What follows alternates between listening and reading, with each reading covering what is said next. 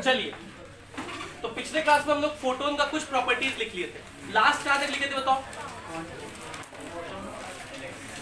Last क्या लिखे थे बताओ? पावर लिख दिए थे। पावर लिख लिए थे। क्या लिखे थे पावर का फॉर्मूला? तो यहीं से रिपीट कर रहा है, पावर।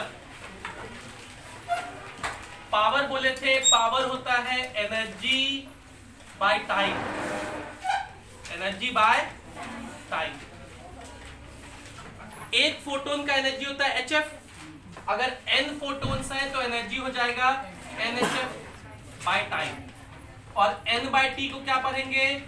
नंबर ऑफ फोटोन्स पर सेकेंड इनटू HF, ये पावर होगा। तो नंबर ऑफ फोटोन्स पर सेकेंड का फॉर्मूला हो जाएगा पावर बाय HF। तो ये फॉर्मूला याद रखना। तो आज हम लोग कुछ सवाल करते हैं इन पर बेस्ड। लिखिए, एक सवाल लिखिए।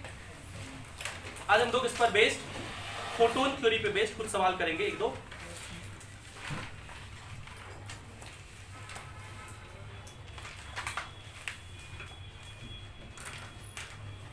लिखिए, फाइंड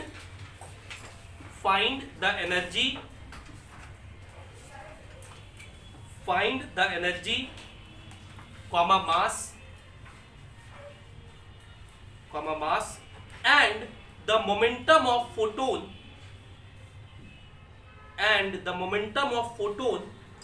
of UV radiation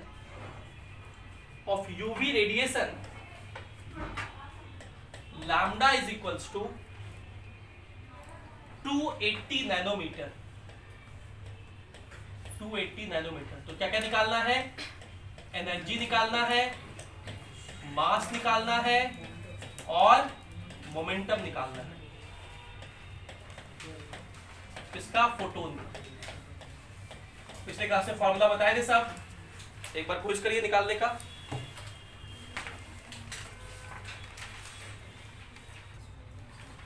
चलिए सवाल सॉल्व करते हैं। देखिए, मुझे पक्का यकीन है कि आपको फॉर्मूला याद नहीं रहेगा बहुत सारा, इसलिए अभी शुरुआत में हम आपको फॉर्मूला डिराइव करके याद दिला के निकालेंगे। लेकिन कम से कम आप फॉर्मूला नहीं याद रहे, ये डेरिवेशन जल्दी से करने का आदत होना चाहिए आपको। ठीक है, तुरंत आप इसको डिराइव करके ये आपके माइंड में होना चाहिए। तो देखिए क्या पूछा है, लैम्डा दिया हुआ एनर्जी। एनर्जी तो सबको याद रहता है, एनर्जी तो अब ये तो याद रखना पड़ेगा। क्या था? Hc by lambda. और इसको क्या बताए थे, क्या लिखने? 12400 बाय लैम्डा। किसमें? एंगस्ट्रॉम में।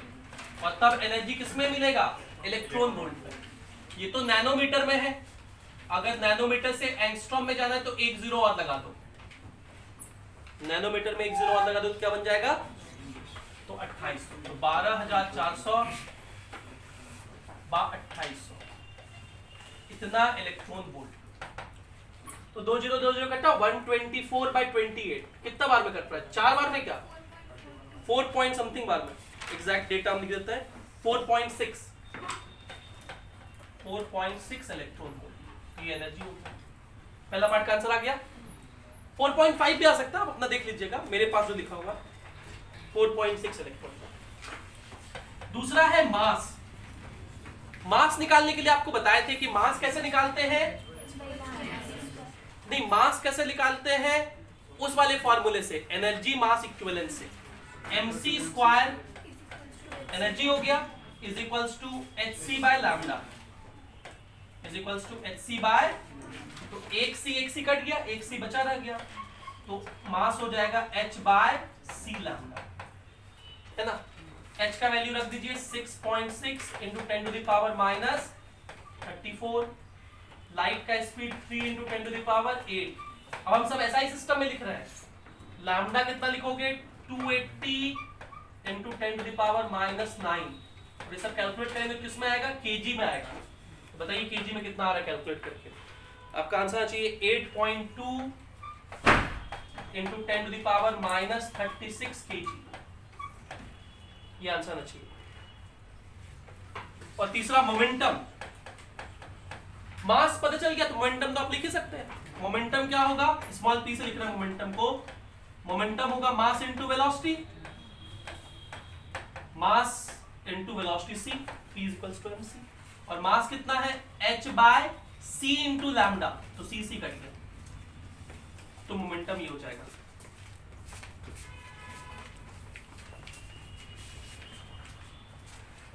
ये मोमेंटम होगा h बाय लैम्डा, तो h पता ही है, लैम्डा पता ही, रख दीजिए, तो मोमेंटम भी कैलकुलेट हो जाएगा। हाँ, ये मोमेंटम कैलकुलेट होके आएगा 2.45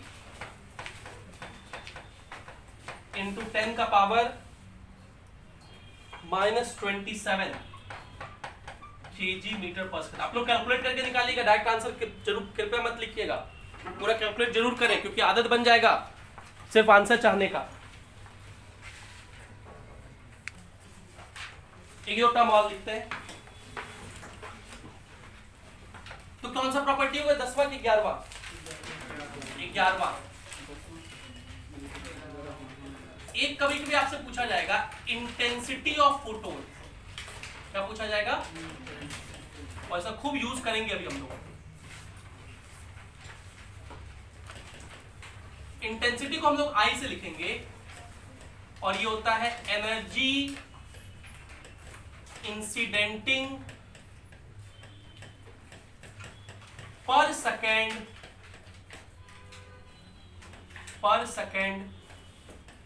पर unit area, per unit perpendicular area. कैसा एरिया होना चाहिए, परपेंडिकुलर एरिया, मतलब जिधर से एनर्जी आ रहा है, फोटोन की बीमारी है, उसके परपेंडिकुलर में आपको एरिया लेना है।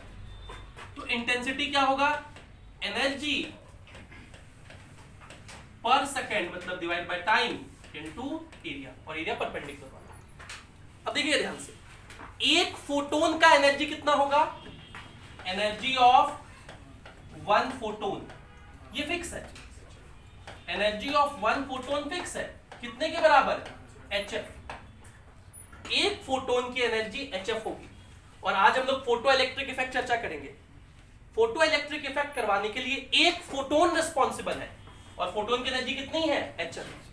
अगर आप इंटेंसिटी बढ़ा रहे हैं, मतलब एनर्जी बढ़ रहा है, और वो एनर्जी क्यों बढ़ रहा है, क्योंकि नंबर ऑफ फोटोन्स बढ़ रहा है। एक फोटोन का एनर्जी hf ही है, ज्यादा इंटेंसिटी है, इसका मतलब एनर्जी आप लिखेंगे एक फोटोन का hf, अगर n फोटोन्स हुए तो nhf by t into a। तो इंटेंसिटी कैसे बढ़ाएंगे आप, जैसे जैसे नंबर ऑफ फोटोन्स बढ़ाएंगे तो इंटेंसिटी बढ़ेगा, या उल्टा, जब भी हम कहेंगे कि इंटेंसिटी बढ़ रहा है, तो इसका मतलब ये नहीं होगा कि एक फोटोन का एनर्जी बढ़ रहा है, इसका मतलब क्या होगा, नंबर ऑफ फोटोन्स बढ़ रहे हैं, नंबर ऑफ, एक फोटोन का एनर्जी उतना ही, टोटल एनर्जी बढ़ेगा, क्योंकि नंबर ऑफ फोटोन्स बढ़ जाएंगे। समझ रहे मेरी बात?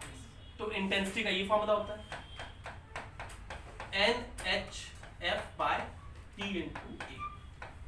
इसमें से देखिए थोड़ा सा हम लोग पावर के टर्म में इस फॉर्मूले को लिख सकते हैं, पीछे देखते हैं हम लोग। पावर क्या था, पावर था NHF by T, है ना। पावर को अगर हम लोग कैपिटल P से लिखते हैं तो NHF by T को पावर कह देते हैं, तो NHF by T को क्या कहोगे, पावर। तो इंटेंसिटी को पावर बाय एरिया पे लिख सकते हैं, इंटेंसिटी को आप पावर बाय एरिया पे लिख सकते हैं। अगर कोई पॉइंट सोर्स है, अगर कोई पॉइंट सोर्स है और इस पॉइंट सोर्स का पावर P है, इसका पावर कितना है, P है, और हम यहां से R डिस्टेंस पर, यहां से कितने डिस्टेंस पर, R डिस्टेंस पर आपसे इंटेंसिटी पूछे कि बताइए I क्या होगा, तो आप कहेंगे कि सर ये जो पावर सोर्स, पॉइंट सोर्स है, इसके वजह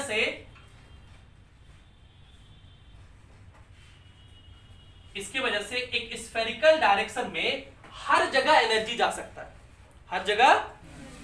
तो इस पॉइंट सोर्स से एनर्जी एक सरफेस एरिया, कौन सा सरफेस एरिया पे, 4 पाई r स्क्वायर पे एनर्जी जा रहा है, बोलो।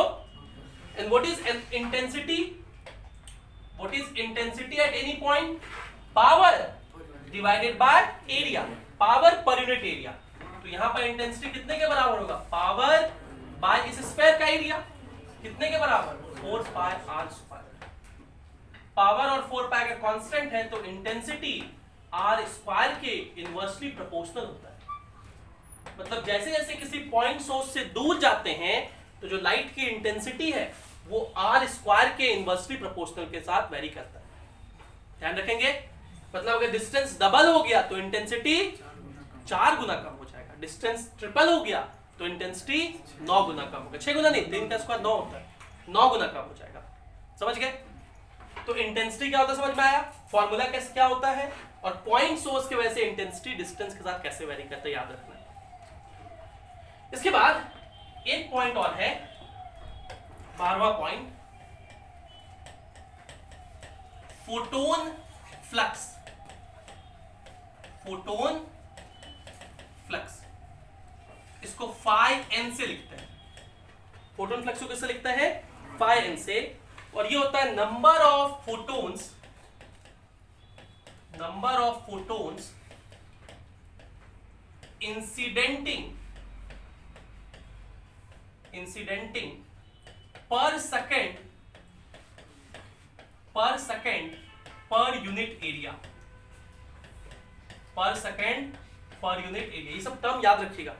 Number of photons incidenting per second per unit area को फोटोन फ्लक्स कहते हैं। तो इसका फॉर्मूला लिखिए, फोटोन फ्लक्स क्या होगा, नंबर ऑफ फोटोन्स पर second per unit area.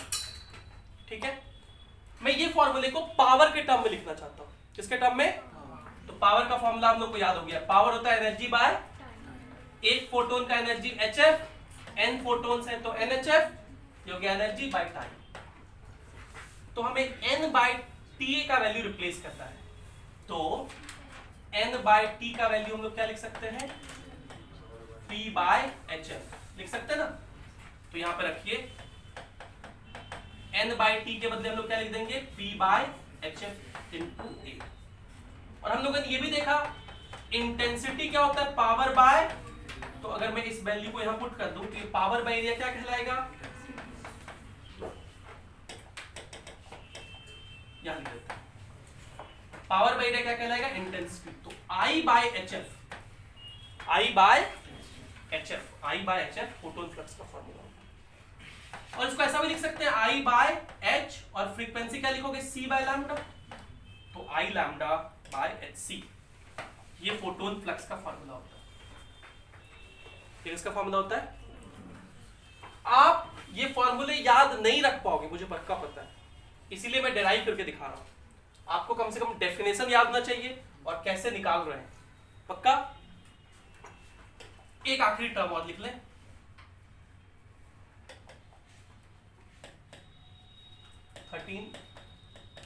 Photon density, photon density, photon density, इसको अगर रो से डिफाइन करें, रो फाई, ठीक है। तो फोटोन डेंसिटी जो है ये होता है number of photons per unit volume, number of photons को भी जिसका डेंसिटी कैसे निकालते हैं, मास डेंसिटी क्या होता है, mass by volume, energy density क्या होता है, एनर्जी बाय वॉल्यूम। तो फोटोन डेंसिटी क्या होगा, नंबर ऑफ फोटोन्स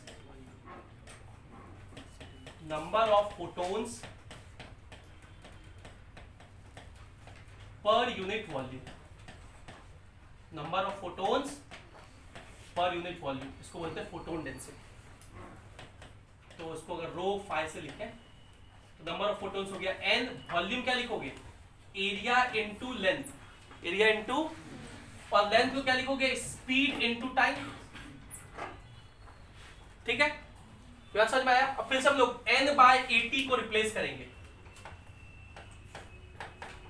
तो अभी देखो n बाय टी का हम लोग फॉर्मूला लिखे थे, p बाय hf, तो n बाय टी के बदले क्या लिख दो, p बाय hf, और यहां a और c बचा रह गया। फिर से p बाय a क्या हो जाएगा, इंटेंसिटी, तो I बाय HFC, KFC नहीं, HFC। और अगर फ्रीक्वेंसी को लैम्डा के टर्म में लिखना चाहें आप, तो फ्रीक्वेंसी क्या होगा, C बाय लैम्डा, तो नीचे हो जाएगा HC स्क्वायर और लैम्डा ऊपर, है ना। ये क्या होता है, फोटोन डेंसिटी। समझ गए। तो इसमें जनरली इंटेंसिटी दिया रहेगा, वेवलेंथ दिया रहेगा, पूछेगा बताइए फोटोन डेंसिटी कितना है, तो इंटेंसिटी वेवलेंथ रखिए, H और C तो पता ही है। तो इसलिए डेफिनेशंस पता रहेंगे तो आप फॉर्मूले तक पहुंच जाएंगे, नहीं पहुंच जाएंगे। ये सब बेसिक बात आपको फोटोन थ्योरी में याद रखना। हम लोग फोटोन थ्योरी पे वापस आएंगे, जब एक बार मॉडर्न फिजिक्स का सब एक बार बेसिक कर लेंगे तो फोटॉन्स के ऊपर और भी बहुत तरह तरह के सवाल आईआईटी में पूछे जाते हैं, तो उस पर हम लोग एक और लेक्चर लेंगे, उसमें स्फीयर पे फोर्स लगता है वो सब चर्चा करेंगे, लेकिन अभी इतना जानकारी आपके लिए काफी है। इस पे हम लोग यहीं पे रोक रहे हैं फोटोन थ्योरी को। अब जो एक इंपॉर्टेंट टॉपिक है वो है photo electric effect. Photo electric effect, और इस पर बहुत सारे सवाल आपसे पूछे जाएंगे, इस पर आपसे बहुत सारे सवाल पूछे जाएंगे। और इंटरेस्टिंग बात है कि ये बहुत आसान सा टॉपिक है, बहुत आसान सा टॉपिक है। अगर आप सही से एक बार समझ गए तो आपको न्यूमेरिकल सॉल्व करने में जरा सा भी परेशानी नहीं हो। लेकिन हमको इसमें कुछ लिखाना है, उससे पहले आप लोग ये पीछे लिखेंगे तब ना। जल्दी से लिखो। कहां से नहीं लिखे? यहाँ से, इससे भी पीछे से, इससे पीछे तो ये न्यूमेरिकल था, यहाँ से लिखो जल्दी से।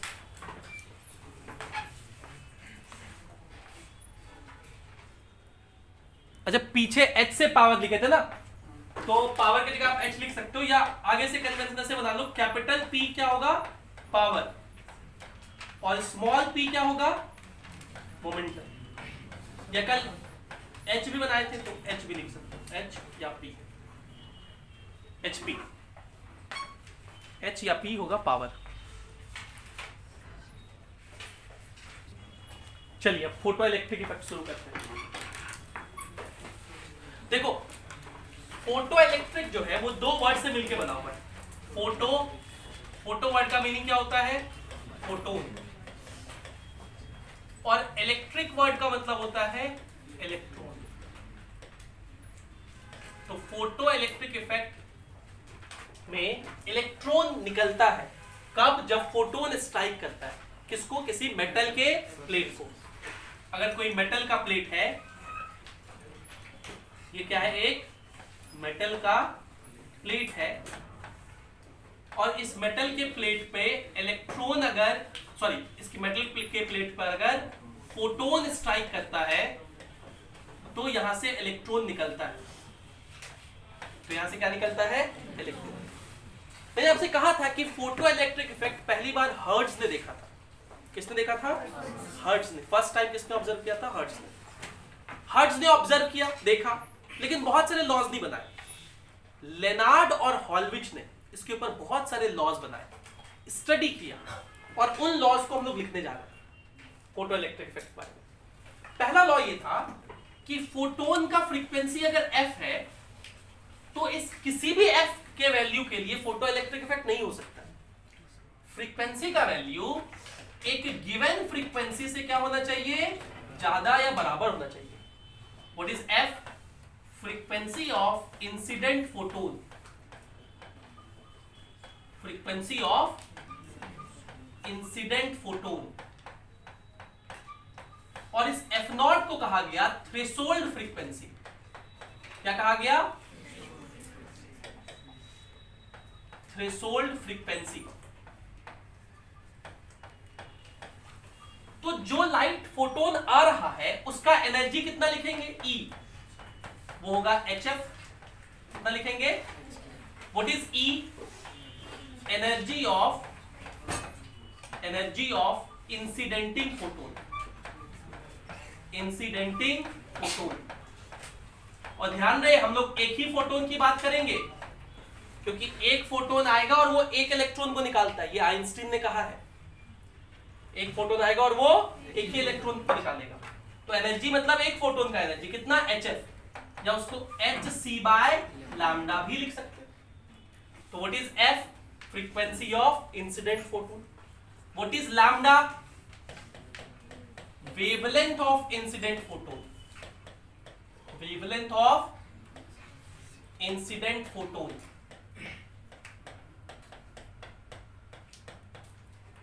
तो देखिए, जैसे जैसे फ्रीक्वेंसी बढ़ाएंगे एनर्जी भी बढ़ेगा, और जैसे जैसे वेवलेंथ बढ़ाएंगे एनर्जी घटेगा।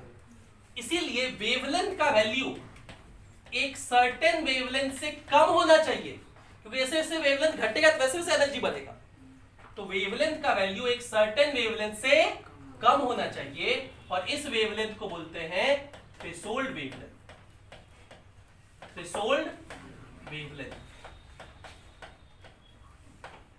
तो फोटो इलेक्ट्रिक इफेक्ट होने के लिए जो इंसिडेंट फोटोन है उसका फ्रीक्वेंसी थ्रेशोल्ड फ्रीक्वेंसी से ज्यादा होना चाहिए, और जो वेवलेंथ होना चाहिए इंसिडेंट फोटोन का वो थ्रेशोल्ड वेवलेंथ से कम होना चाहिए।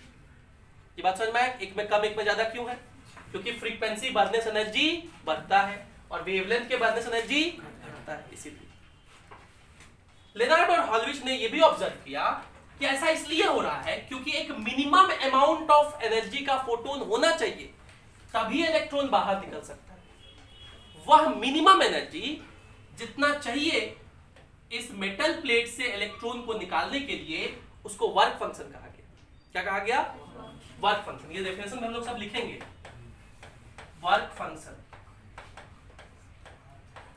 वर्क फंक्शन क्या है? Minimum energy required to eject an electron from metal plate. और ये वर्क फंक्शन को डिफाइन किया कि ये HF0 के बराबर होगा। किसके बराबर होगा? HF0। इसी कॉरेस्पॉन्डिंग फ्रीक्वेंसी को थ्रेशोल्ड फ्रीक्वेंसी या hc बाय लैम्डा। और ध्यान दें, जब भी हम hc बाय लैम्डा लिख रहे हैं तो आपको याद ना चाहिए कि हम इसे 12400 बाय लैम्डा इन एंगस्ट्रॉम लिख के काम चला सकते हैं, और उससे एनर्जी मेरा किस में आएगा? इलेक्ट्रॉन वोल्ट में आएगा। ठीक है, क्या इतनी बातें क्लियर है? तो हम लोग फोटो इलेक्ट्रिक इफेक्ट का डेफिनेशन लिखते। लिखिए, photo electric effect is a quantum phenomenon. Photo electric effect is a quantum phenomenon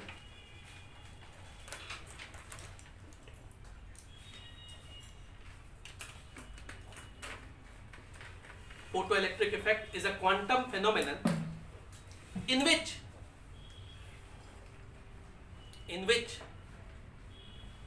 when a photon of frequency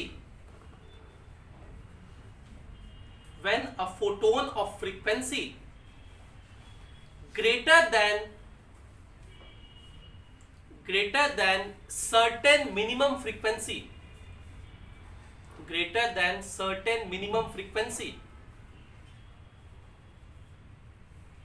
bracket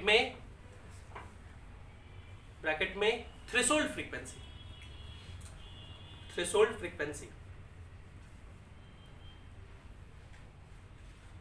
bracket close, incidents on a metal plate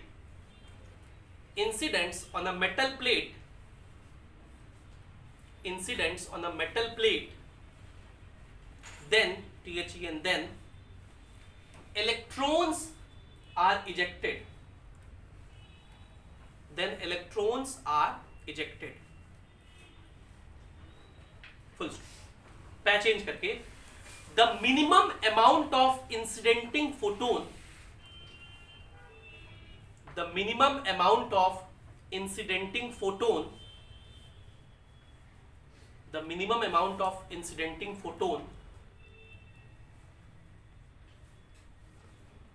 required for photoelectric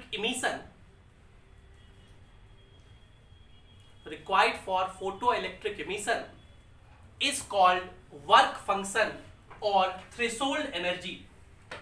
Is called work function or threshold energy. Is called work function or threshold energy. Is called work function or threshold energy. Full stop. पैच change करके, work function depends on nature of the metal plate. Work function किस पे depend करता है? Metal plate के nature पे। अलग अलग मेटल का अलग अलग होता है। Work function depends on the nature of metal plate and it is minimum for caesium. Caesium नामक मेटल के लिए वर्क फंक्शन क्या होता है? सबसे कम होता है। मतलब सबसे आसानी से फोटो इलेक्ट्रिक इफेक्ट सीजियम नामक मेटल शो करता है क्योंकि उसका वर्क फंक्शन सबसे कम होता है। अब देखिए, ई एनर्जी से फोटोन आया, फाइनॉट जो एनर्जी था, थ्रेशोल्ड एनर्जी, वो तो इलेक्ट्रॉन को निकालने में खर्च हो गया। मतलब ये मेटल प्लेट एब्जॉर्ब कर लिया। तो ये जो इलेक्ट्रॉन निकलेगा, अगर v वेलोसिटी से निकलेगा तो इसका मैक्सिमम मैक्सिमम वेलोसिटी, हम मान रहे हैं कि कोई भी एनर्जी लॉस नहीं हुआ है, इसलिए इसका मैक्सिमम वेलोसिटी वी मैक्स होगा। मैक्सिमम काइनेटिक एनर्जी कितना लिखेंगे, half M V max square. तो अगर इसके एनर्जी कंजर्वेशन का इक्वेशन लिखा जाए, इस सिचुएशन का अगर एनर्जी कंजर्वेशन का इक्वेशन लिखा जाए तो क्या लिखेंगे, कितना एनर्जी आया E, उसमें से फाई नॉट एब्जॉर्ब हो गया और बाकी maximum kinetic energy of ejected electron में कन्वर्ट हो गया। व्हाट इज के max, maximum kinetic energy of ejected electron. इस बात को आइंस्टीन्स फोटो इलेक्ट्रिक इक्वेशन कहते हैं। इस बात को क्या बोलते हैं, Einstein's photo electric equation. Einstein's photo electric equation. ठीक, अब इस इक्वेशन में बहुत सारा तरह से इसको लिखा जा सकता है। E को आप क्या लिखोगे, HC/HF लिख सकते हैं पहले फ्रीक्वेंसी के टर्म में। फाई नॉट को क्या लिखोगे, HF नॉट, और मैक्सिमम काइनेटिक एनर्जी को half M V max square, half M. तो एक तरीका तो इस इक्वेशन को ये लिखने का हो सकता है। ठीक है, इसी को हम लोग लैम्डा के फॉर्म में भी लिख सकते हैं। लैम्डा के फॉर्म में क्या लिखोगे, HC/लैम्डा इज इक्वल्स टू HC/लैम्डा naught plus half M V max square. हमें देखना पड़ेगा कि हमें क्या चीज का जरूरत है, उस हिसाब से इक्वेशन में अपना वैल्यूज पुट करेंगे। ठीक है, एक दो टर्म सुनिएगा। एक टर्म होता है स्टॉपिंग पोटेंशियल। एक टर्म क्या होता है, स्टॉपिंग पोटेंशियल। इसको VS से लिखेंगे, VS से लिखेंगे। क्या है ये, यह वह पोटेंशियल है जो काइनेटिक एनर्जी ऑफ इलेक्ट्रॉन, जो इलेक्ट्रॉन निकल रहा है यहां से, उसको रोक दे, इसको स्टॉप करने के लिए जो एक्स्ट्रा नेगेटिव पोटेंशियल लगाते हैं उसको क्या बोलते हैं, so potential required to stop the maximum energetic photo electron, energetic photo electron. Maximum energetic photo electron को रोकने के लिए जो पोटेंशियल चाहिए होता है उसको क्या बोलते हैं, स्टॉपिंग पोटेंशियल। और ये कितने के बराबर होता है, तो जो काइनेटिक एनर्जी मैक्सिमम का वैल्यू है वो होगा EVS। कितने के बराबर होता है, E है इलेक्ट्रॉनिक चार्ज। तो E का फॉर्मूला 2 होता है, HC/लैम्डा या HF। E का फाई नॉट का भी 2 फॉर्मूला है, HF नॉट और HC/लैम्डा नॉट। और काइनेटिक एनर्जी का भी 2 फॉर्मूला है, half M V max square और EVS। ठीक है, तो कितने फॉर्मूले टोटल हुए, कितने टर्म आप टोटल सीखे। E एक टर्म हुआ, फाई नॉट दूसरा टर्म हुआ, के मैक्स तीसरा टर्म हुआ। अब E के लिए 2 फॉर्मूले ये वाले, तो एनर्जी से रिलेटेड 3 टर्म हो गया,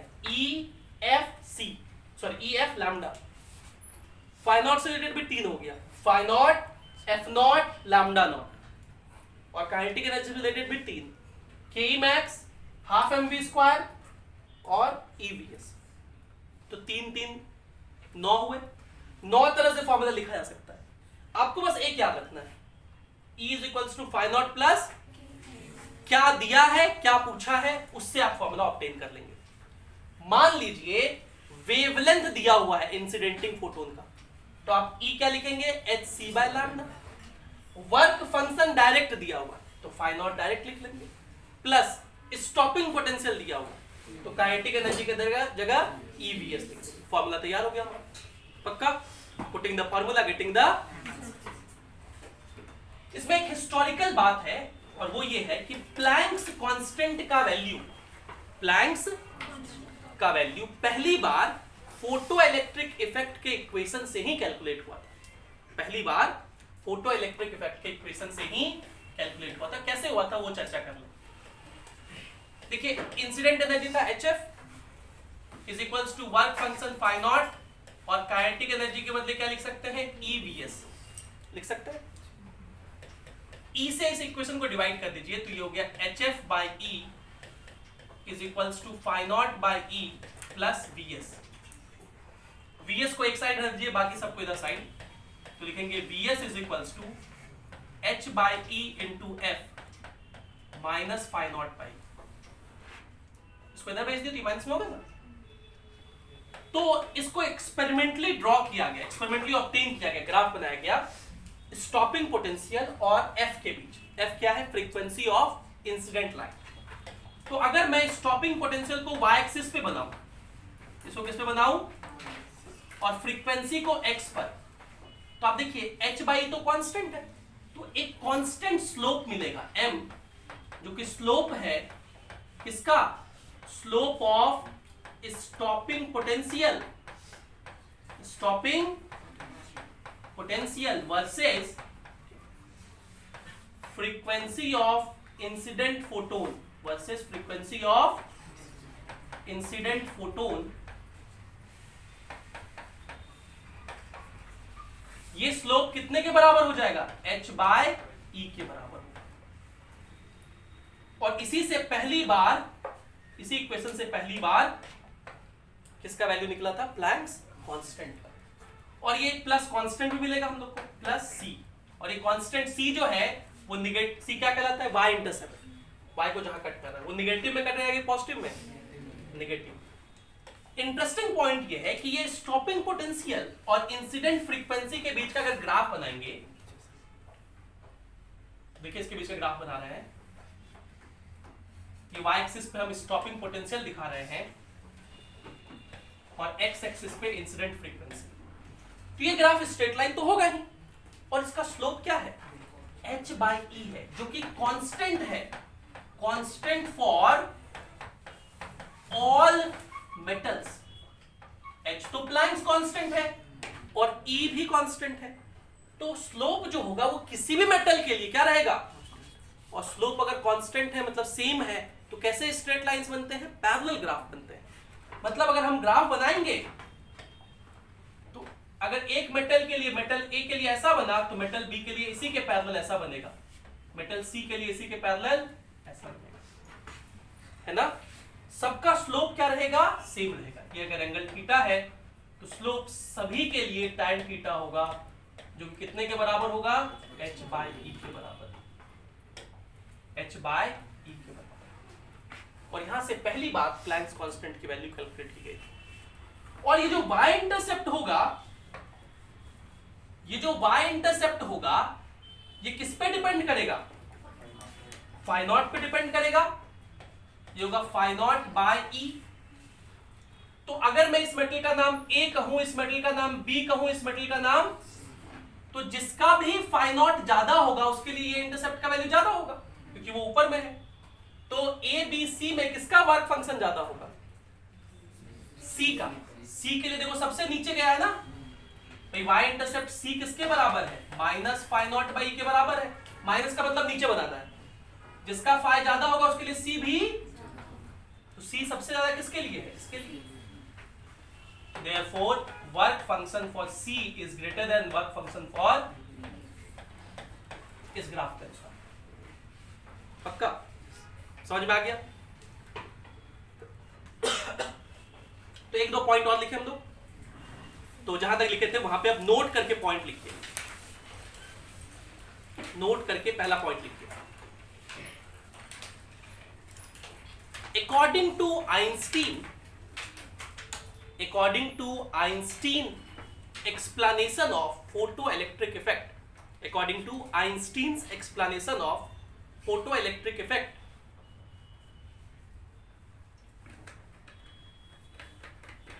comma, it is based on particle nature of light,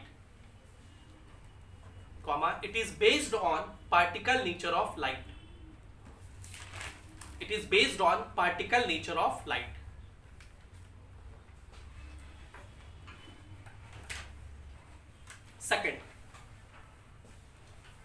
Second point, each photon can eject one electron only. Each photon can eject one electron only.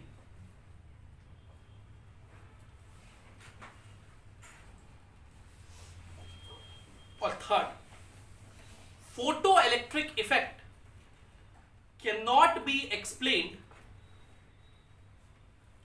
Photoelectric effect cannot be explained by treating light as wave,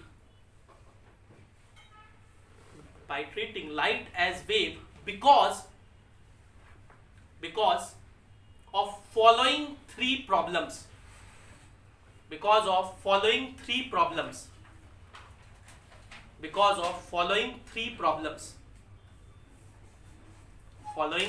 problems.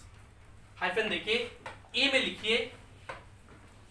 में लिखिए time problem. Time problem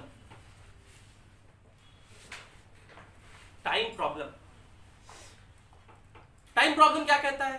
time problem कहता है कि अगर light wave होता है, देखिए wave का मतलब क्या बताया था मैंने? Continuous distribution of energy. Continuous, अगर लाइट एक वेव है, इसका मतलब जो उसमें एनर्जी है वो हर जगह डिस्ट्रीब्यूटेड है, कहीं कहीं नहीं है. अब अगर हर जगह डिस्ट्रीब्यूटेड है तो इलेक्ट्रॉन पर एनर्जी सफिशिएंट अमाउंट मिलने के लिए कुछ समय चाहिए होगा ताकि वो इलेक्ट्रॉन एनर्जी को एब्जॉर्ब करे और फिर निकले. तो वेव थ्योरी के अनुसार फोटो इलेक्ट्रिक इफेक्ट के दौरान जब लाइट इंसिडेंट हुआ और जब इलेक्ट्रॉन निकला तो इन दोनों के बीच टाइम का गैप होना चाहिए था, लैग होना चाहिए था, एक साथ नहीं होना चाहिए था. लेकिन एक्सपेरिमेंट जब हम लोग करते हैं तो पता चलता है कि नहीं, फोटो इलेक्ट्रिक इफेक्ट में इलेक्ट्रॉन का इजेक्शन एक इंस्टेंटेनियस प्रोसेस है. जैसे ही लाइट पैकेट आया, फोटोन आया, तुरंत ही इलेक्ट्रॉन इजेक्ट हो जाता है. 10⁻⁻10 सेकंड लगता है, इतना कम समय में हो जाता है. इसीलिए टाइम प्रॉब्लम की वजह से वेव थ्योरी इसको एक्सप्लेन नहीं कर पाया. देखिए टाइम प्रॉब्लम में हाइफन देके लिखिए, according to wave theory, comma, the energy is distributed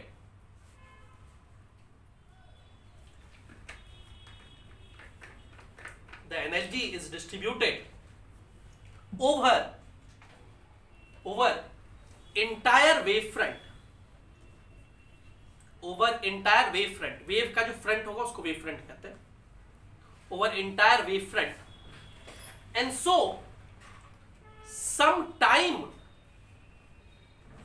is required before an electron comes out of the metal plate. Before an electron comes out of the metal plate. Before an electron comes out of the metal plate. Full stop. But experimentally,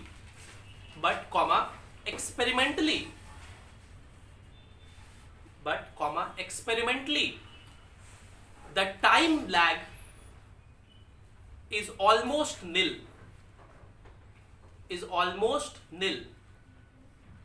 The time lag, LAG, time lag is almost nil. Bracket में 10⁻⁻10 second. 10⁻⁻10 second. कितना छोटा समय है? Full stop. That is photoelectric effect is an instantaneous process.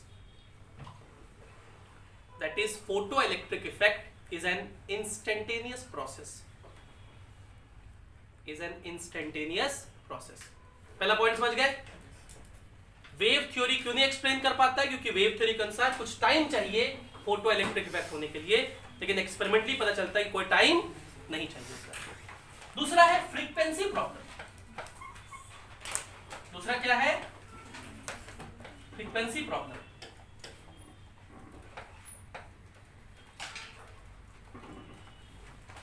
Wave theory के अनुसार threshold frequency ऐसा कोई concept नहीं होना चाहिए, क्योंकि वेव के अनुसार तो एनर्जी पूरे वेव में है. तो एक मेटल प्लेट पर छोड़ दीजिए बहुत देर के लिए, तो एनर्जी मिलते जाएगा. एक समय तो आएगा जब सफिशिएंट अमाउंट ऑफ एनर्जी मिल गया. तो फ्रीक्वेंसी से क्या मतलब? एक समय तो आएगा कि सफिशिएंट अमाउंट ऑफ एनर्जी मिल जाएगा, इलेक्ट्रॉन को बाहर निकल जाना चाहिए।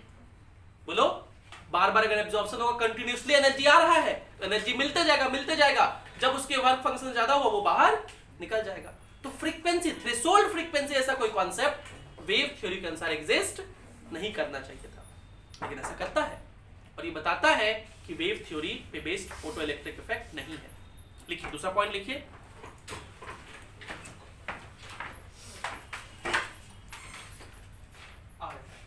According to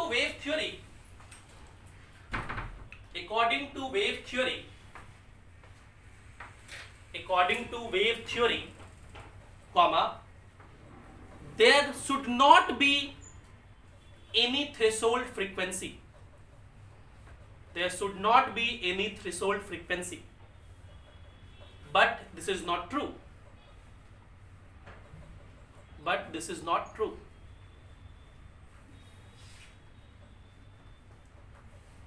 But this is not true. और तीसरा वही एनर्जी प्रॉब्लम, इससे रिलेटेड है। एनर्जी प्रॉब्लम, एनर्जी प्रॉब्लम,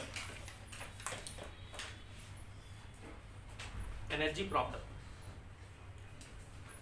इसमें भी according to wave theory, according to wave theory, comma, there should not be any concept of threshold energy or work function. There should not be any concept of threshold energy or work function. Threshold energy or work function. But this is not true. But this is not true. तो इन वजहों से wave theory explain नहीं कर पाता। Generally boards में ही पूछा जाता है। तो ये दो इक्वेशंस, सॉरी ये सारे इक्वेशंस लिखिए जल्दी से, और अगली क्लास में हम लोग इस पे बेस्ड न्यूमेरिकल्स करेंगे। Bye bye, take care.